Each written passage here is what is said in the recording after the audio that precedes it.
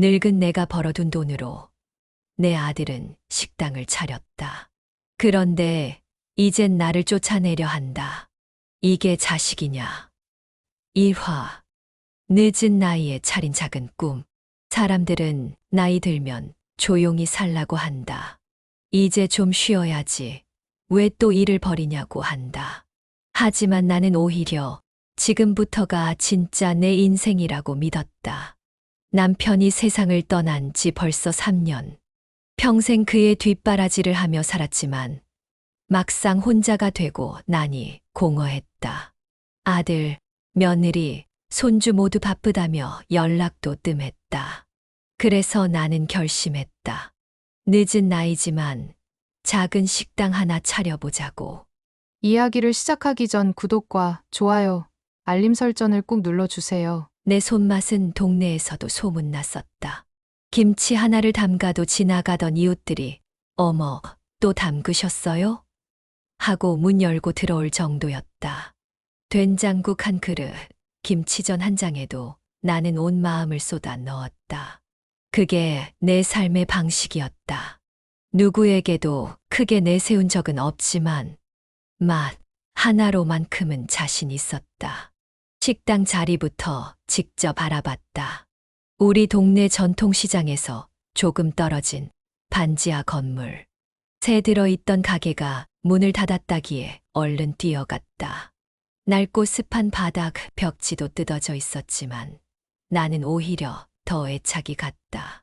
손수 청소하고 닦고 바꾸면 이곳이 내가 꿈꾸던 내 가게가 될 수 있을 거란 희망이 생겼다.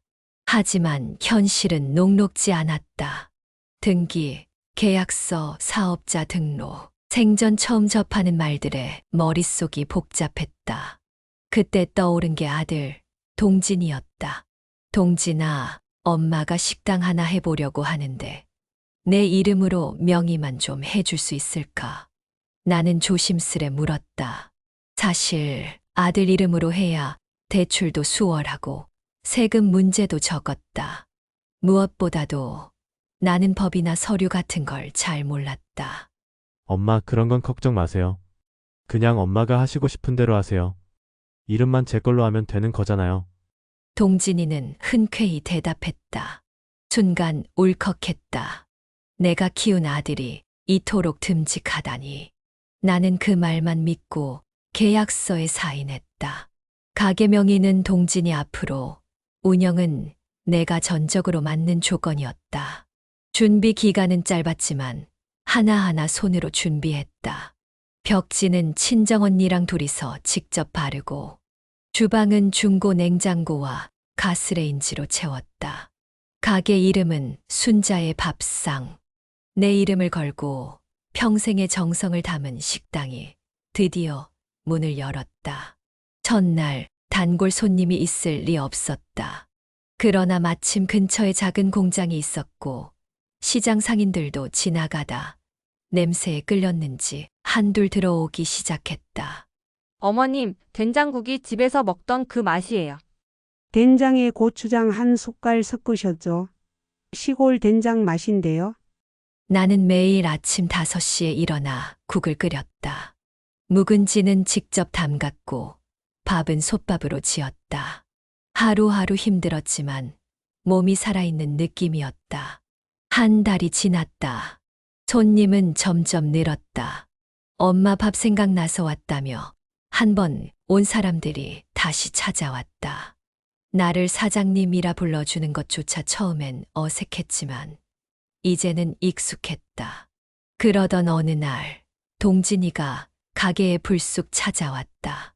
엄마, 장사 잘 되네. 나중에 체인점 해도 되겠다. 나는 웃으며 대답했다. 체인은 무슨, 이거 하나로도 벅차. 그냥 이 공간, 이 손님들이 좋다. 그때까지만 해도 동진이의 말 속에 다른 뜻이 있다는 걸 몰랐다. 나는 여전히 그 아이를 어릴 적 내 무릎에서 엎드려 잠들던 착한 아들로만 기억했다. 그날 밤 가게 서랍 정리를 하다 계약서 복사본을 다시 펼쳐봤다. 명예 홍동진, 소유권 전액 아들 소유. 운영권, 구두합에 갑자기 가슴이 철렁 내려앉았다. 구두합의 말 그대로 증거도 기록도 없는 말뿐인 약속이었다. 설마 아니야. 우리 동진이는 안 그래. 나는 억지로 마음을 다잡았다. 하지만 그 불안은 이내 현실이 되어 다가왔다. 내 이름을 걸고 시작한 식당. 하지만 정작 내 이름은 어디에도 남아있지 않았다. 이화. 식당은 성공했지만 요즘 사람들은 대박이라는 말을 쉽게 한다. 하지만 나는 안다. 진짜 대박은 하루하루 꾸준히 쌓아올린 신뢰에서 나오는 거란 걸. 순자의 밥상은 그런 곳이었다. 매일 아침 5시. 아직 어스름한 새벽, 나는 땀을 흘리며 시장을 돌았다. 배추 한 포기, 고등어 한 마리, 달걀 한 판까지 직접 고르고 직접 짊어졌다. 도매 상인 아줌마들은 처음엔 나를 무시했지만 매일 성실하게 깐깐하게 물건을 고르는 내 모습에 점점 말을 붙이기 시작했다. 사장님, 오늘은 이게 더 싱싱해요. 사장님, 이거 어제보다 1,000원 깎아 드릴게요. 그들이 붙여준 사장님이라는 호칭이 나는 어쩐지 부끄럽고도 기뻤다. 평생 누구의 아내, 누구의 엄마로만 살던 내가 비로소 내 이름으로 불리는 느낌이었다. 가게는 점점 자리를 잡았다. 초반에는 끼니 때 맞춰 드문드문 오던 손님들이 이젠 예약까지 하고 찾아왔다. 특히 근처 공장 직원들이 단체로 오는 날이면 호란이 발 디딜 틈 없이 북적였다.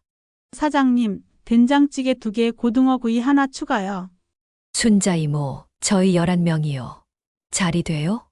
손님들은 자연스럽게 나를 순자 이모라고 불렀다. 나는 그런 호칭이 싫지 않았다. 음식 내올 때마다 손님들과 눈을 맞추고 짧은 인사를 건네는 그 순간들이 내게는 무엇보다 소중했다. 하지만 이상한 일은 그때부터 시작됐다. 가끔씩 동진이가 점심시간에 들렀다. 엄마 앉아서 좀 쉬어. 요즘 누가 이렇게 고생해서 장사해? 종업원 써야지. 현대식으로 해야지. 나는 손을 내저었다. 아니다. 아직은 혼자서 할 만하다. 손님들도 내 음식에, 내 정성에 오는 거야. 동진이는 껄껄 웃으며 말했다. 에이, 엄마가 뭐든 옛날식이야. 그때까지만 해도 나는 별로 신경 쓰지 않았다. 아들은 그저 걱정해서 그런 줄만 알았다. 하지만 몇 주 뒤, 동진이 혼자 손님들과 대화를 나누는 장면을 목격했다. 네, 이 가게 제가 차렸어요. 엄마가 요리하는 거예요. 앞으로 확장할 생각입니다. 순간 귀를 의심했다. 저게 무슨 말이지? 차린 건 나잖아. 내 돈, 내 땀인데. 가슴 한켠이 쿵 내려앉았다. 하지만 손님들은 웃으며 대답했다. 아드님이 사업가네요. 역시 부모님 복을 받으셨네. 나는 웃어 넘겼다. 괜찮아. 저 아이 체면 세워주려고 그런 거야. 스스로를 다독였다. 그러나 그날 밤 사소한 사건 하나가 터졌다. 가게 홀에 큰 전구가 깨어졌다. 급히 교체하려다. 나는 동진에게 문자를 보냈다. 가게 전구 하나 나갔어. 내일 같이 보러 가자. 잠시 후 답장이 왔다. 엄마, 내 가게인데 왜 맘대로 고쳐? 다음부턴 나랑 상의하고. 순간 눈앞이 아찔했다. 내 가게인데 짧은 문장 하나가 심장을 후벼 팠다. 나는 떨리는 손으로 폰을 내려놓았다. 그날 이후 나는 서서히 가게의 주인 대접을 받지 못했다. 동진은 주방에 새로운 설비를 들여오겠다며 알아서 계약을 하고 홍보 플래카드를 붙이겠다며 인쇄소와 직접 이야기를 나눴다. 나는 아무것도 모른 채 단지 주방 한켠에서 조리만 할 뿐이었다. 엄마, 요리는 계속 엄마가 해. 하지만 경영은 전문가처럼 해야 해. 겉으론 엄마를 위한 배려처럼 포장했지만 속뜻은 뻔했다. 엄마는 이제 요리사일 뿐 주인이 아니라는 것. 가장 참기 힘들었던 건 손님들 반응이었다. 사장님은 아드님이시죠? 어머님은 여기 직원이세요? 나는 애써 웃었다. 아니에요. 그냥 제가 요리사예요. 그렇게 말하는 내 입술이 얼마나 떨렸는지 모른다. 시간이 지나면서 가게는 더 잘 됐다. 매출은 2배, 3배로 늘었고 근처 회사에서 단체 예약 문의도 들어왔다. 그러자 동지는 본색을 드러내기 시작했다. 엄마, 이제 프로 주방장 고용하고 엄마는 그냥 관리만 해. 뭐라고? 엄마도 이제 힘들잖아. 나이가 있는데 무리하면 안 되지. 듣는 순간 머리가 하얘졌다. 힘드니까 그만두라는 말. 네가 필요 없다는 말. 포장만 달랐지 본질은 같았다. 나는 소리 없이 가게를 나와 가로등 아래 서 있었다. 주먹을 꼭 쥐었다. 차가운 바람에 눈물이 핑 돌았다. 처음엔 정말 가족끼리 믿고 시작한 거였는데 돌아보니 동지는 단 한 번도 나를 주인으로 대해준 적이 없었다. 서류 한 장에 내 이름이 없다는 것. 그 사실 하나로 모든 게 무너질 수 있다는 걸 나는 이제야 뼈저리게 깨닫고 있었다. 나는 매일 가게를 키웠지만 아들은 매일 나를 밀어냈다. 아무도 모르게 조용히 천천히. 3화 몰래 꾸민 서류. 가게 문을 닫고 혼자 불 꺼진 주방에 앉았다. 씻지도 않고 그대로 주저앉았다. 손등에 남은 기름때도 바지자락에 튄 된장국, 국물 자국도 하나도 신경 쓰이지 않았다. 내가 뭘 그렇게 잘못했을까? 이렇게 묻고 또 물어봐도 대답은 하나였다. 착각했다. 나는 끝까지 내 아들을 믿고 싶었던 것뿐이다. 그날 밤 나는 잠도 자지 못하고 가게 뒤편 작은 창고를 정리하기로 마음먹었다. 늘 미루던 일이었다. 쌓인 상자들을 하나씩 드러내다 보니 낡은 철제 서랍장이 눈에 띄었다. 녹슨 손잡이를 힘껏 잡아당기자 끼익 소리를 내며 문이 열렸다. 서랍 안에는 계약서, 통장 사본, 세금 신고서 같은 서류들이 마구잡이로 들어있었다. 무심코 넘기다. 나는 한 장의 서류에 시선이 멎었다. 명예 변경 신청서, 소유권 홍동진, 운영권 홍동진, 양도시 대가 없음. 거기에 찍혀 있는 서명, 익숙한 내 글씨였다. 이게 뭐야? 숨이 턱 막혔다. 손이 덜덜 떨렸다. 기억을 더듬었다. 몇 달 전 동진이가 가져온 서류 더미. 엄마, 이거 그냥 가게 세금 관련 서류야. 그냥 몇 군데 사인만 해줘. 나는 묻지도 따지지도 않고 그저 아들을 믿고 덜컥 사인을 해줬다. 그 서류 속에 가게 전체 소유권을 동진이에게 넘긴 문서가 끼어 있었던 것이다. 아무런 대가도 없이, 아무런 설명도 없이 방 안은 무섭도록 고요했다. 시계 초침 소리만 귀를 때렸다. 이게 다 내 바보 같은 믿음 때문이구나. 순간 가슴 한가운데 뜨거운 것이 치밀어 올랐다. 분노, 배신감, 슬픔, 말로는 다 표현할 수 없는 감정들이 한꺼번에 나를 삼켜버렸다. 그날 이후 나는 아들을 주의 깊게 관찰하기 시작했다. 처음엔 믿고 싶지 않았다. 뭔가 오해일 거야. 다 엄마를 위한 거겠지. 하지만 현실은 냉혹했다. 며칠 뒤 가게 문을 열고 들어오는 낯선 남자들을 보게 됐다. 깔끔한 정장 차림, 서류 가방을 든 채 동진과 진지하게 이야기를 나누고 있었다. 나는 커피를 내리며 그들의 대화를 엿들었다. 지금 이 가게 시세보다 훨씬 저렴해요. 시장 근처니까 장사도 잘 되고요. 투자만 하면 바로 수익 나옵니다. 명의는 확실한 거죠? 네, 제 명의입니다. 문제 없습니다. 순간 머릿속이 새하얘졌다. 가게를 팔려고? 내가 매일 새벽에 일어나 손으로 끓이고 구워온 이 가게를?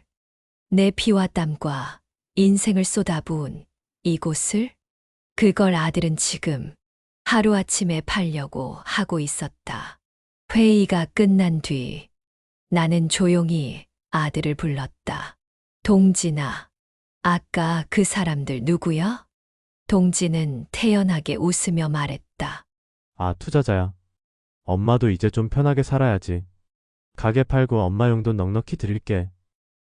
용돈, 그래, 엄마가 뭘 힘들게 일해. 여기저기 놀러 다니면서 편하게 지내. 나는 말이 막혀 한동안 아무 말도 하지 못했다. 그 순간 내 아들은 내 인생을 용돈으로 환산하고 있었다. 가게를 팔아 몇 푼 쥐어주고 나를 조용히 치워버릴 생각이었다. 그날 밤 나는 처음으로 아들의 눈을 곧바로 바라봤다. 너는 내가 만든 이 가게를, 내가 지켜온 이 삶을 그렇게 가볍게 여기는구나. 동진은 대수롭지 않게 웃었다. 엄마, 돈이 뭐가 중요해. 마음 편하게 사는 게 낫지. 나는 그 웃음을 보며 깨달았다. 아들은 나를 사랑하지만 존중하지 않았다. 식당 안은 조용했다. 불 꺼진 간판만이 희미하게 반짝였다. 나는 혼자 남아 주방 한 구석에 쭈그려 앉아 작은 메모장을 꺼냈다. 그리고 처음으로 내가 가진 것과 내가 잃은 것을 적기 시작했다. 식당 창업, 자금 전액 내 통장, 임대 보증금, 내 적금, 집기, 주방 용품, 내 구입, 일일 매출 관리 내 수기 장부, 초기 단골 유치, 내 손맛, 그리고 가장 마지막 줄에 적었다. 신뢰 이름. 믿음이 배신으로 돌아오는 순간, 사람은 그 어떤 상처보다 깊게 무너진다. 나는 그날 다시는 모르는 척 웃지 않기로 결심했다. 사와 쫓겨난 날. 그날 아침, 식당 유리문 너머로 햇살이 가득 들어왔다. 사람들은 그것을 희망의 빛이라고 부를지 모른다. 하지만 그날 내게 내려앉은 햇살은 희망이 아니라 끝을 알리는 신호처럼 느껴졌다. 새벽부터 부지런히 된장국을 끓였다. 묵은지를 꺼내 손질하고 밥솥에 쌀을 앉혔다. 익숙한 손놀림, 서툴지 않은 리듬. 오늘도 손님들이 사장님 밥 먹으러 왔어요. 하며 문을 열고 들어오겠지. 나는 그렇게 믿었다. 오전 9시 반, 홀 청소를 끝내고 물걸레를 짜던 참에 가게 문이 열렸다. 문 앞에 선 건 동진과 낯선 남자 둘. 둘은 양복을 차려입고 있었다. 나는 걸레를 쥔 손을 어정쩡하게 들고 그들을 바라봤다. 동진아, 무슨 일이야? 동진은 웃지도 않았다. 대신 한 장의 서류를 꺼내 들었다. 엄마, 오늘부로 이 가게 경영은 전문 업체에 맡기기로 했어. 엄마는 이제 쉬어. 순간 귀를 의심했다. 뭐라고? 엄마가 이렇게 고생하는 거 보기 싫어서 그래. 돈도 많이 벌었으니까 이젠 전문가한테 맡기고 엄마는 집에서 편하게 쉬어. 나는 입을 벌렸다가 다물지 못했다. 내가 고생해서 여기까지 키운 거야. 알아, 엄마. 근데 이제부터는 시스템으로 가야 해. 요즘 시대는 감성만으로 장사 못해. 동진은 담담하게 말했다. 옆에 있던 남자 하나가 서류를 내밀었다. 여기 계약서요. 오늘부터 이 가게 운영은 저희 회사에서 맡습니다. 가게 명의자께서 동의하셨으니 이제 주방과 홀 모두 저희가 관리합니다. 명의자. 내가 아닌 동진. 나는 그 단어 하나에 온몸이 굳어버렸다. 그럼 나는 엄마는 집에 가서 쉬어. 앞으로 필요한 거 있으면 용돈 매달 보내드릴게. 용돈, 또 용돈. 내 인생이, 내 피와 땀이 매달 통장으로 꽂히는 용돈 한 줄로 정리됐다. 그때 손님 하나가 가게 문을 열고 들어왔다. 사장님, 오늘 고등어 있어요. 익숙한 얼굴, 매주 찾아오는 단골 손님이었다. 나는 본능적으로 대답하려 했다. 네, 오늘은. 그 순간, 동진이 손을 번쩍 들어 가로막았다. 죄송합니다. 오늘부로 가게 운영자가 바뀌었습니다. 메뉴는 다음 주부터 새로 바뀔 예정입니다. 손님은 당황한 얼굴로 나를 바라봤다. 나 역시 어쩔 줄 몰라 눈을 깜빡였다. 사장님, 그동안 고마웠어요. 그 손님은 어색한 웃음을 지으며 말했다. 그 말을 듣는 순간 눈물이 핑 돌았다. 고마웠어요. 이미 이별의 인사였다. 나는 걸레를 바닥에 툭 떨어뜨리고 주방 안으로 들어갔다. 이게 꿈이면 깨달라고. 이게 악몽이면 끝나달라고. 찬장 안을 열고 손때 묻은 주걱과 국자들을 꺼냈다. 반짝거리는 조리기구들. 모두 내 손이 닿은 것들. 모두 내 마음이 담긴 것들. 그것들을 하나하나 내려놓았다. 엄마, 이제 그만해. 필요한 거 있으면 말해. 내가 다 해줄게. 동진은 어깨를 툭툭 두드렸다. 나는 그 손길을 뿌리쳤다. 됐어. 넌 이미 다 가졌잖아. 내 삶도, 내 가게도. 낡은 가방 하나에 앞치마를 꾸겨 넣었다. 나가면서 마지막으로 가게를 돌아봤다. 조그맣던 식당. 지저분한 반지하에서 시작해 이만큼 사람들 웃게 만들었던 공간. 이제는 돈 냄새와 계약서 냄새가 진동하는 공간이 되어 있었다. 문을 나서기 직전 내 뒷모습을 부르던 동진의 목소리가 들렸다. 엄마, 나중에 식사하러 와. 손님으로. 손님, 손님이라니. 나는 돌아보지 않았다. 차라리 눈물 흘리는 모습은 보여주고 싶지 않았다. 밖으로 나오자 겨울 바람이 매섭게 얼굴을 때렸다. 나는 가게 간판을 올려다 봤다. 춘자의 밥상. 하지만 이제 그 이름은 껍데기였다. 주인도 없고 정성도 없고 오직 계산기만 튀는 가게. 나는 핸드백 속에서 작은 녹음기를 꺼냈다. 며칠 전 불안한 마음에 동진과의 대화를 몰래 녹음해 두었던 것이다. 엄마, 가게는 내 거야. 엄마 이름 없어.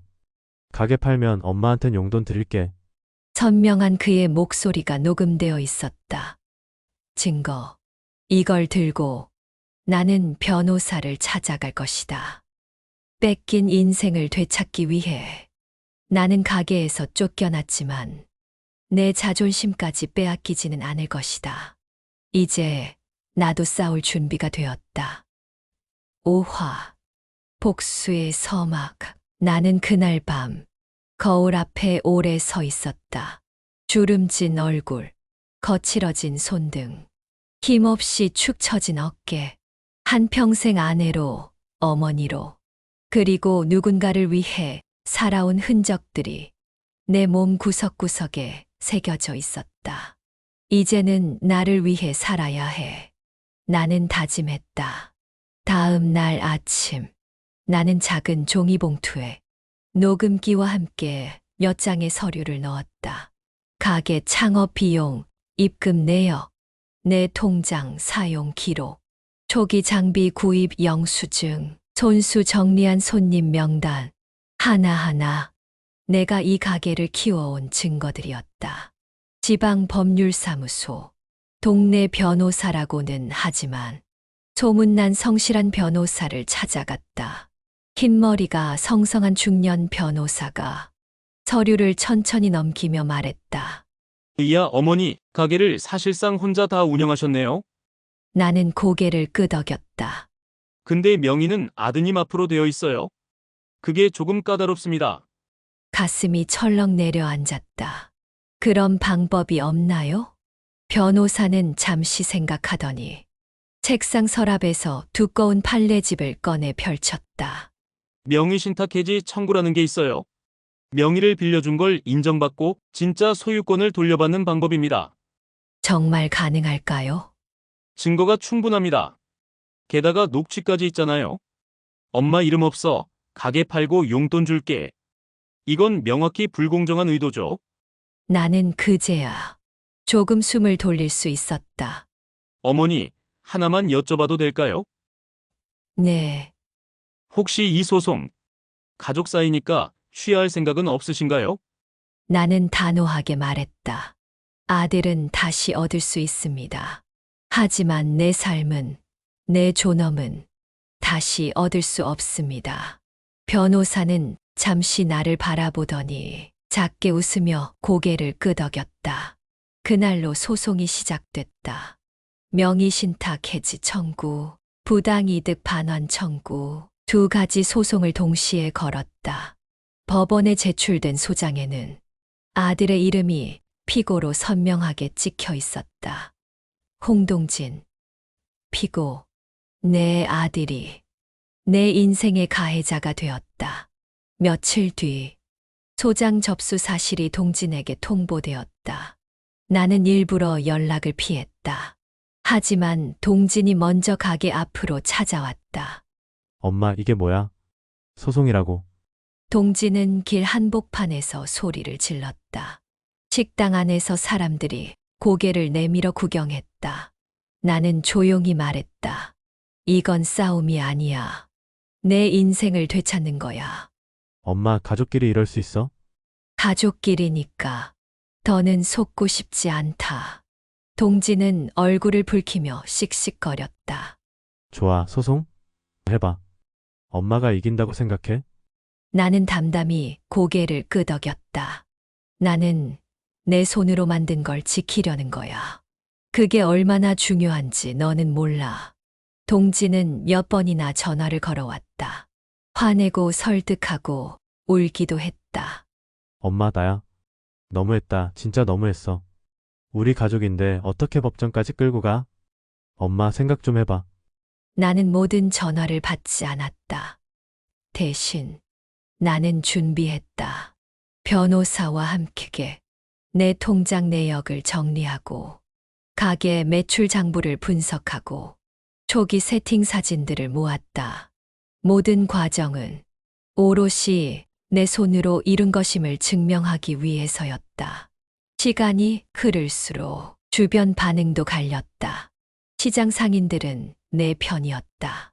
순자 이모가 없었으면 저 가게 망했지. 그 집은 순자 이모 손맛으로 뜬 거야. 가까운 친척들은 고개를 저었다.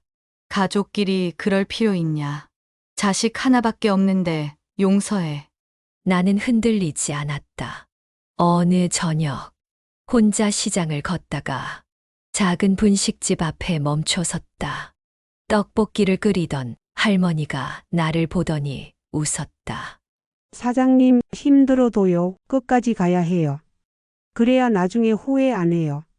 나는 따뜻한 떡볶이 한 그릇을 들고 눈물을 삼켰다.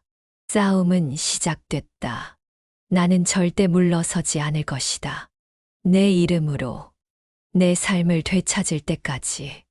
법정으로 가는 길은 외롭고 아팠지만 나는 처음으로 내 이름으로 싸우기로 했다. 6화. 법정에 서다. 법정에 선다는 것은 생각보다 훨씬 무겁고 차가운 일이었다. 웅장한 대리석 복도, 정적만 가득한 기다림, 서류 뭉치 속에 파묻힌 변호사들, 그리고 나, 73살 초라한 노인. 첫 변론일 아침, 나는 법원 앞 벤치에 앉아 있었다. 손에는 커다란 서류 가방, 마음에는 쓸쓸한 긴장. 멀리서 변호사가 걸어왔다. 어머니, 긴장하지 마세요. 오늘은 첫 절차일 뿐입니다. 나는 웃으려 했지만 입가가 잘 움직이지 않았다. 법정에 들어서니 이미 동진이 와 있었다. 짧은 머리를 다듬고 값비싼 정장을 입은 아들. 그 옆에는 젊은 변호사가 딱 달라붙어 있었다. 동진은 나를 힐끗 보더니 고개를 돌렸다. 그 눈빛에는 분노와 원망, 그리고 약간의 두려움이 섞여 있었다. 나는 그 모습마저 아프게 삼켰다. 판사가 입장하고 첫 변론이 시작됐다. 판사는 조용하고 단호한 목소리로 말했다. 본건은 명의신탁 해지 및 부당이득 반환 청구 건입니다. 원고는 정순자, 피고는 홍동진. 내 이름이 불렸다. 가슴이 철렁했다. 이제 나는 진짜로 아들과 법정에서 싸우는 사이가 된 것이다. 변호사가 먼저 정리된 문장을 읽어 내려갔다.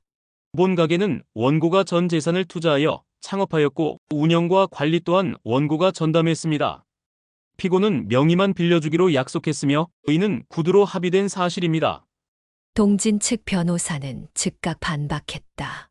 피고는 가게 운영에 적극 참여하였고 재정적 리스크를 부담했으며 따라서 소유권은 당연히 피고에게 귀속됩니다. 판사는 조용히 물었다. 피고 홍동진 씨의 가게 창업 자금을 누가 부담했습니까? 동진은 망설였다. 초기 비용은 어머니가 냈습니다. 그럼 피고가 투자하거나 대출한 금액은 있습니까? 없습니다. 법정 안에 순간 정적이 흘렀다. 변호사는 기다렸다는 듯 내가 준비한 통장, 이체 내역과 구매 영수증들을 꺼냈다. 여기 증거로 가게 창업 비용 전액이 원고 본인 계좌에서 출금된 내역이 있습니다. 판사는 고개를 끄덕였다. 하지만 동진 측도 가만히 있지 않았다. 원고는 피고에게 가게를 증여할 의사가 있었습니다. 가족 간의 무상 이전은 흔한 일이며 특별한 문제가 될 수 없습니다. 변호사는 단호히 반박했다. 증여라면 당연히 증여세 신고가 있어야 합니다. 그러나 피고는 어떠한 세금 신고도 하지 않았습니다. 이는 증여가 아닌 단순 명의신탁에 해당합니다. 긴장이 팽팽하게 이어졌다. 판사는 조용히 정리했다. 본 재판은 명의신탁 여부와 실질 소유권을 다투는 것이 핵심입니다. 양측은 추가 증거를 제출하고 다음 기일에 변론을 이어가겠습니다. 첫 재판이 끝났다. 나는 무거운 마음으로 법원을 나왔다. 바닥을 보며 걷는데 누군가 내 팔을 붙잡았다. 동진이었다. 엄마 이게 진짜 하고 싶은 거야? 나는 가만히 그를 바라봤다. 내 아들.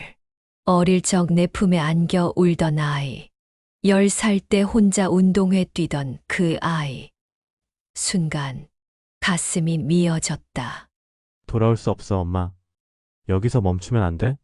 동진의 눈이 붉어졌다. 나는 조심스럽게 말했다. 멈추고 싶다. 동진아. 하지만 나를 여기까지 몰아넣은 건 너야. 동진은 아무 말 없이 서 있었다. 집으로 돌아가는 길. 나는 한참을 걸었다. 시장 골목. 익숙한 분식집. 텅 빈 순자의 밥상 앞을 지나쳤다. 모든 게 변해버린 거리. 하지만 나는 혼자 중얼거렸다. 나라도 나를 지켜야 한다. 며칠 후 법원으로부터 연락이 왔다. 동진 측에서 추가 증거를 제출했다는 통보였다. 식당 운영을 도왔던 사진 몇 장, 계약서라 주장하는 문서. 변호사는 걱정스러운 표정으로 말했다. 어머니, 상대방이 소유권 주장을 더 강하게 밀어붙일 겁니다. 심리전이 될 수 있어요. 나는 고개를 끄덕였다. 괜찮습니다. 내가 해온 일을 부끄러워하지 않으면 됩니다. 그날 밤, 나는 가방 깊숙이 넣어둔 작은 공책을 꺼냈다. 손으로 꾹꾹 눌러 쓴 글씨. 새벽 시장 나간 기록. 손님 수처. 음식 레시피 변화 기록. 모든 게 내 손으로 이룬 시간이었다. 나는 한 장 한 장 넘기며 마음속으로 다짐했다. 이 싸움은 내가 나를 위해 하는 것이다. 법정이라는 낯선 전장에서 나는 흔들렸지만 결국 다시 일어섰다. 이제 진짜 싸움은 시작이다. 7화.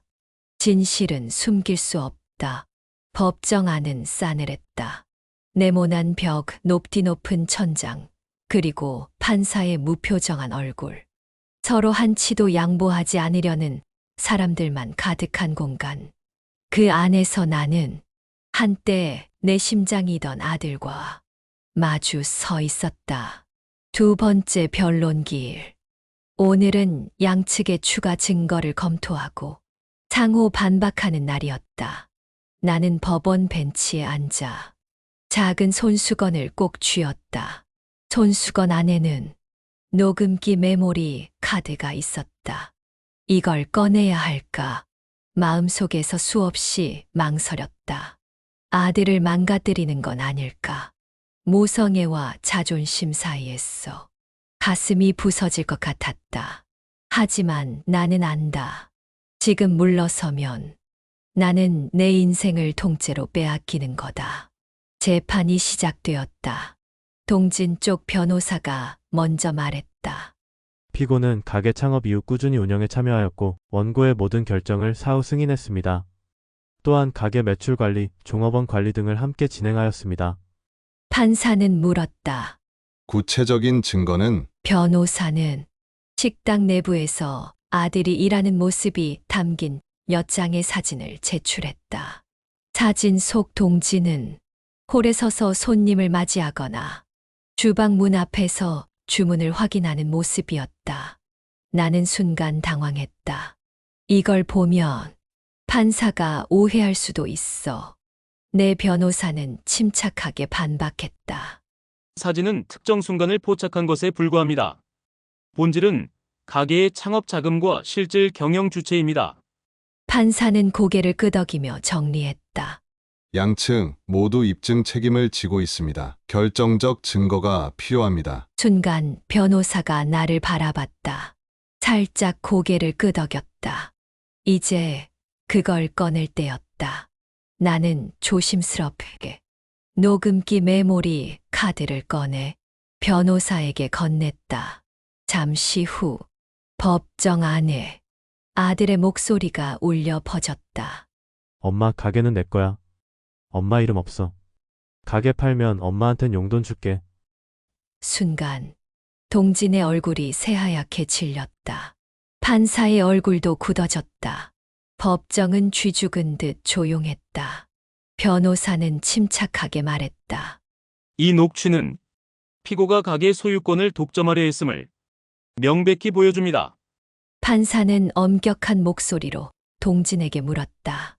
피고, 이 발언을 인정합니까? 동진은 고개를 푹 숙였다. 네. 그럼 초기 투자금이 전액 어머니 몫이었음을 부정하지 않습니까? 네. 순간 내 눈앞이 흐릿해졌다. 이 순간을 보기 위해 나는 여기까지 온 걸까? 가슴이 아렸다.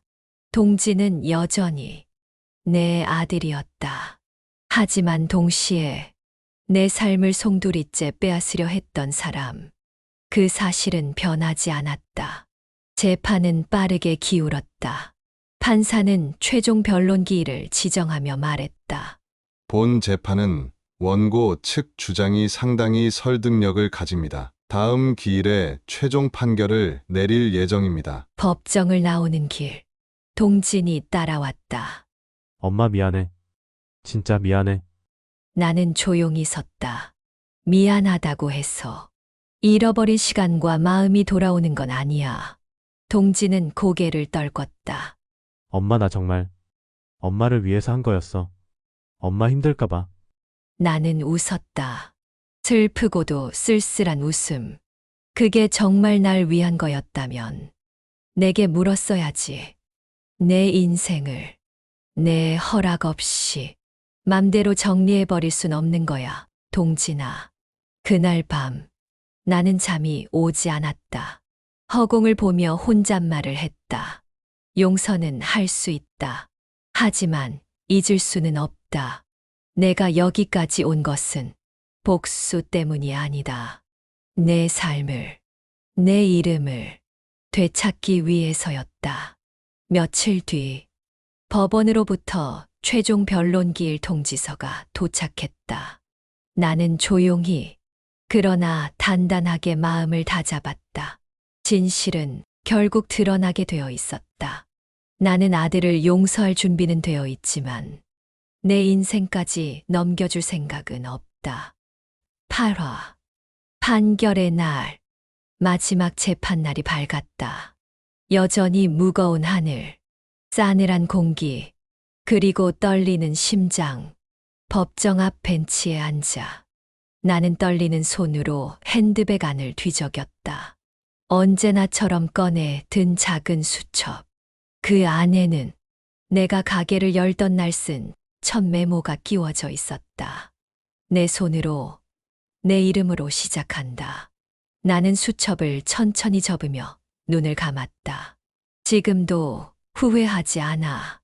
법정에 들어서자 동진이 먼저 도착해 있었다. 오늘 그의 얼굴은 어느 때보다도 긴장해 보였다. 나 역시 같은 심정이었다. 아들을 이기고 싶지 않았다. 하지만 내 인생을 포기할 수도 없었다. 판사가 입장했다. 무표정한 얼굴, 단호한 목소리. 본 사건에 대한 최종 판결을 선고하겠습니다. 순간 법정은 숨소리조차 사라진 듯 고요해졌다. 판결문이 읽혀졌다. 본 가게의 창업자금은 원고인 정순자가 전액 부담하였으며 운영과 실질적 경영 역시 원고가 담당한 사실이 인정됩니다. 피고 홍동진은 단순히 명의를 제공한 것으로 보이며 이를 통한 부당이득을 취득한 것으로 판단됩니다. 따라서 본 법원은 가게의 소유권을 원고 정순자에게 환원하며 피고는 부당이득 상당액을 반환할 것을 명령합니다. 순간 내 눈앞이 흐려졌다. 이긴 것이다. 정말로 내 손으로 내 삶을 지켜낸 것이다. 그러나 동진을 바라보는 내 마음은 승리의 기쁨만으로 채워지지 않았다. 그는 어깨를 축 늘어뜨린 채 서 있었다. 자신이 진 것도, 자신이 무엇을 잃었는지도 아직 실감하지 못한 듯한 얼굴이었다. 재판이 끝나고 나는 조용히 법정을 나왔다. 길게 이어진 법원 복도. 그곳에서 동진이 뒤따라왔다. 엄마, 나는 멈춰 섰다. 할 말 있어. 동진은 주먹을 꽉 쥐고 서 있었다. 미안해. 짧은 한마디. 그 한마디에 나는 모든 감정이 뒤섞였다. 엄마, 나 그냥 엄마가 힘들까봐 진짜 그랬어. 나는 그를 똑바로 바라봤다. 너는 엄마를 위해서라고 말했지만 정작 한 번도 엄마한테 물어보지 않았어. 동진은 입술을 깨물었다. 엄마가 원하는 게 뭔지, 엄마가 어떤 마음으로 여기까지 온 건지, 넌 끝까지 내 방식으로만 생각했어. 순간 동진이 울컥하며 말했다. 엄마, 처음엔 정말 엄마 쉽게 해주려고 그랬어. 근데 가게가 잘 되니까 나도 모르게 내 것처럼 느껴졌어. 나는 조용히 고개를 끄덕였다. 솔직해져서 고맙다.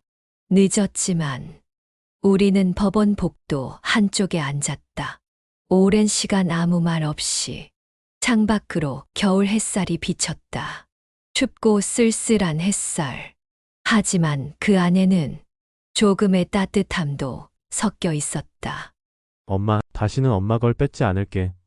동진은 작은 목소리로 말했다. 나는 가만히 그의 등을 토닥였다. 이겨서 기쁜 게 아니야, 동진아. 내 삶을 포기하지 않아서 기쁜 거야. 그날 이후 나는 다시 가게에 돌아왔다. 순자의 밥상 간판은 여전히 그 자리에 있었다.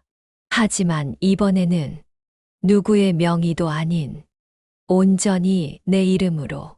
가게는 예전처럼 북적이지 않았다. 하지만 괜찮았다. 내가 직접 만든 된장국을 다시 끓이고 내가 직접 깎은 물을 썰며 나는 다시 내 삶을 살아가고 있었다. 가끔 동진이 들렀다. 엄마, 김치 좀 얻어갈게. 나는 웃으며 김치 한 통을 내주었다. 그것이면 충분했다. 나는 안다. 모든 상처가 아물진 않을 거라는 걸. 하지만 나는 믿는다. 내가 내 이름으로 지켜낸 삶은 어떤 상처도 이겨낼 수 있다는 걸. 나는 아들을 이기기 위해 싸운 것이 아니다. 내 인생을 지키기 위해 싸웠다. 그리고 나는 다시 내 이름으로 살아간다. 구화. 다시 내 이름으로. 아무도 말하지 않았다. 판결이 끝났다고. 모든 게 제자리로 돌아오는 건 아니라고. 법적 소송에서 이겼지만 순자의 밥상은 이미 많은 걸 잃어버린 상태였다. 단골 손님들도 뜸해졌고 가게 안은 어딘가 쓸쓸했다. 긴 소송 기간 동안 사장 바뀐다더라, 가게 판다더라는 소문이 퍼졌고 사람들은 어느새 발길을 끊었다. 나는 조용히 주방에 섰다. 여전히 내 손으로 국을 끓였고 밥을 짓고 반찬을 무쳤다. 하지만 가끔 텅 빈 홀을 바라보다 허탈한 한숨을 삼키곤 했다. 다시 처음부터야. 나는 마음을 다잡았다. 지금까지 그래왔듯 포기하지 않고 묵묵히 쌓아 올리자. 먼저 가게 간판부터 새로 달았다. 순자의 밥상이라는 이름은 그대로지만 디자인을 조금 바꿨다. 흰색 바탕에 손글씨로 쓴 글자. 순자의 따뜻한 밥상. 간판 밑에 작은 문구도 붙였다. 다시 정성껏 시작합니다. 매일 아침 문을 열기 전 나는 작은 의식을 치렀다. 가게 안을 천천히 둘러보고 오늘도 고맙습니다. 작게 인사했다. 그리고 처음 가게를 열 때처럼 매일 손수 국을 끓였다. 사람은 몰라도 내 정성만은 배신하지 않을 거라고 믿었기에 조금씩, 아주 조금씩 손님이 다시 찾아오기 시작했다. 어느 날 낯익은 얼굴이 들어왔다. 시장 반찬 가게 아줌마였다. 어머, 사장님, 다시 오픈한 거예요? 나는 환하게 웃었다. 네, 이제 진짜 제 가게예요. 아줌마는 반갑게 웃으며 말했다. 그때 그 된장찌개 아직 하나요? 그럼요. 된장도 제가 직접 담갔어요. 아줌마는 웃으며 자리에 앉았다. 그날 이후 반찬 가게 아줌마가 손님들을 하나둘 데리고 왔다. 시장 상인들도 점심때마다 모여들었다. 여긴 진짜 밥맛이 살아있어. 집밥 생각날 때마다 와야겠다. 홀은 아직 북적이지 않았지만 조용히 묵직하게 사람들이 다시 모여들기 시작했다. 어느 저녁 동진이 조심스럽게 가게 문을 열고 들어왔다. 엄마 시간 돼?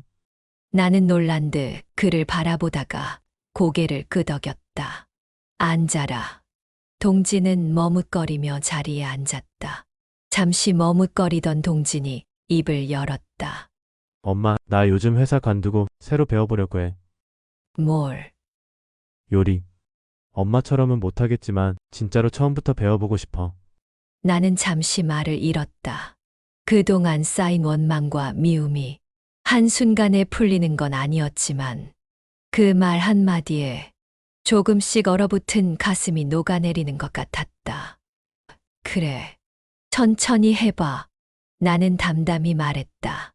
요리는 마음이다. 동진은 고개를 끄덕였다. 엄마한테 다시 배우고 싶어.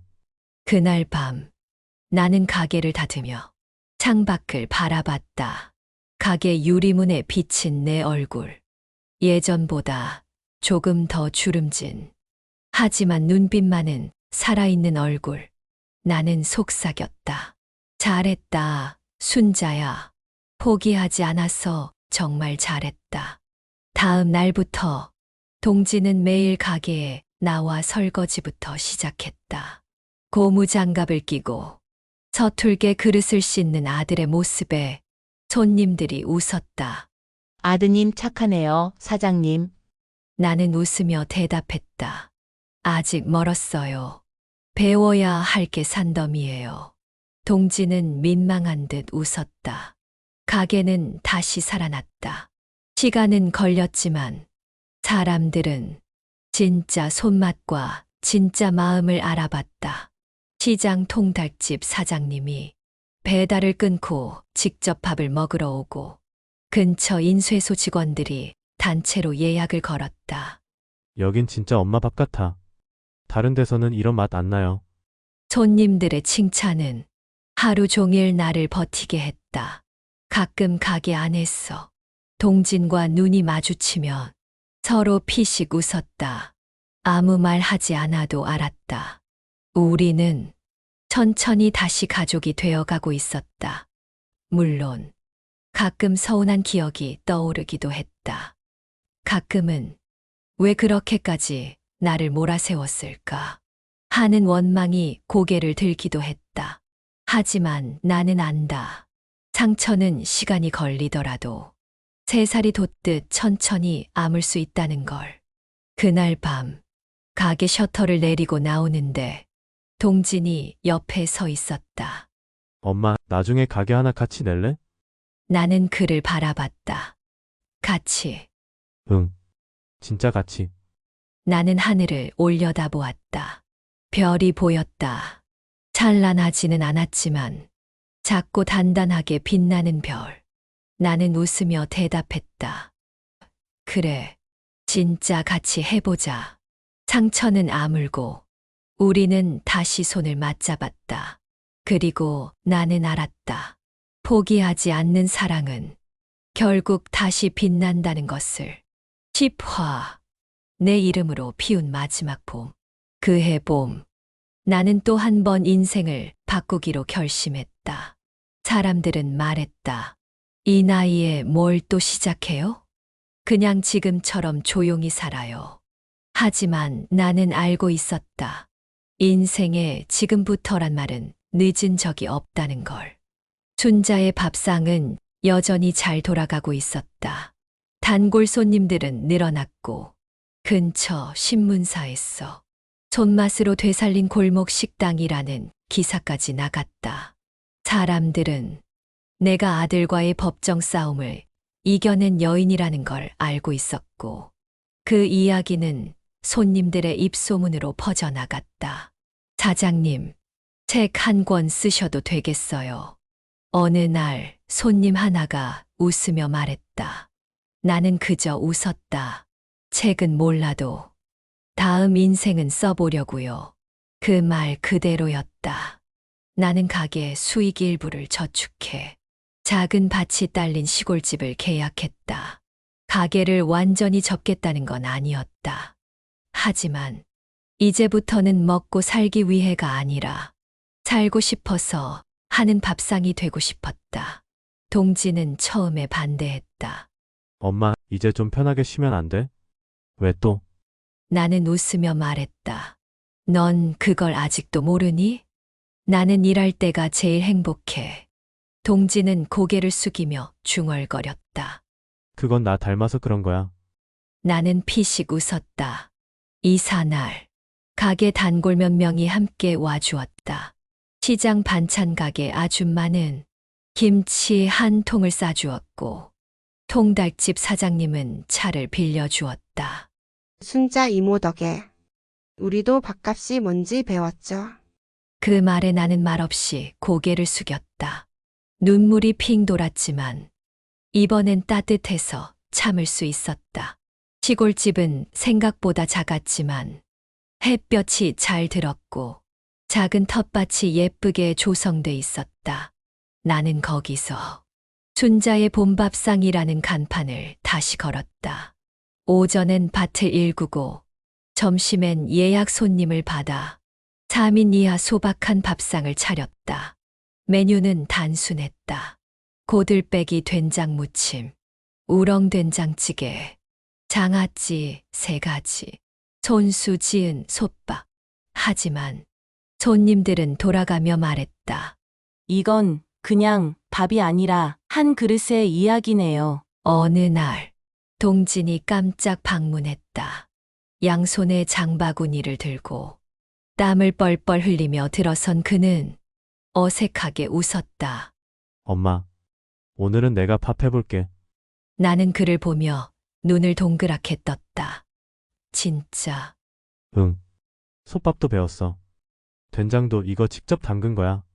동진이 만든 밥상은 모양은 어설펐지만 맛은 그럭저럭 괜찮았다. 밥을 먹으며 나는 말했다. 너 생각보다 괜찮은 요리사다. 동진은 기분 좋은 표정으로 말했다. 엄마처럼 되긴 힘들어도 엄마 옆에 설 순 있겠지? 나는 고개를 끄덕였다.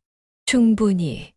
봄이 깊어가며 텃밭엔 상추가 자라고 오이는 덩굴을 타기 시작했다.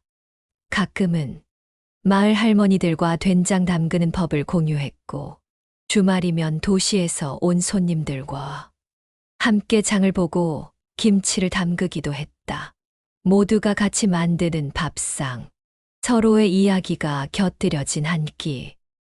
그게 내가 진짜 하고 싶던 일이었다. 어느 날 밤, 나는 평상에 앉아 하늘을 올려다봤다. 별이 총총했다. 어느 별이 내 인생일까? 눈으로 더듬으며 가만히 속삭였다.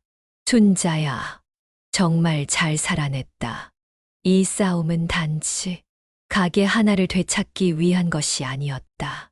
나라는 사람을, 내 이름을, 내 삶의 가치를 다시 인정받기 위한 여정이었다. 그리고 이제 나는 말할 수 있다. 나는 내 인생을 끝까지 내 이름으로 살아냈다. 사람들은 말합니다. 늙으면 내려놔야 한다고. 하지만 나는 알게 되었습니다.